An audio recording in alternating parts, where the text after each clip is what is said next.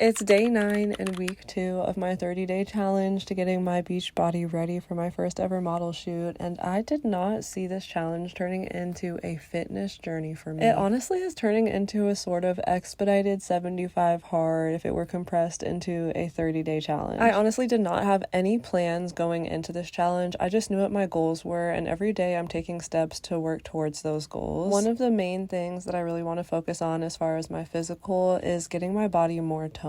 And I guess a bonus to that would be correcting my posture as well. And it turns out there's a lot that goes into that, because working out more means getting more sleep, and having more energy requires eating more carbohydrates and just having a more balanced diet, which is now a goal of mine to maintain, even though it wasn't a goal of mine that I had originally set going into this challenge for myself. It's just so wild to me how all these little tiny changes and habits all work towards such a small goal that I have. But I think the one thing that I really like about this challenge that is reminiscent of my 75 hard is that, and I talked about this in one of my more recent episodes, but me having ADHD, I really need to have delayed gratification. I'm a huge sucker for instant gratification and dopamine hits that I can get immediately, so eating my cravings right when I have them, or not wanting to cook a meal even though it might be better for me, but not eating it because it's going to take longer to make, are things that are really small but make such a huge difference. And I think that this journey has been bringing me a lot closer to God and just helping me listen to my Holy Spirit more. Something that has stuck with me ever since I started my walk with Christ is something that my sister told me. She said that your flesh will never tell you to do something that you don't want to do. So if you're having that thought, that's your Holy Spirit. And if you don't have a relationship with God, then you most likely have heard that as your intuition. What I'm trying to say is, now that I have a goal that I'm working towards, it's a lot easier for me to make decisions that align with what it is that I want for myself. And it also really highlights the things that are no longer serving a purpose for me. But honestly, my fear of not finding something that's going to fulfill me has always made me hold roles that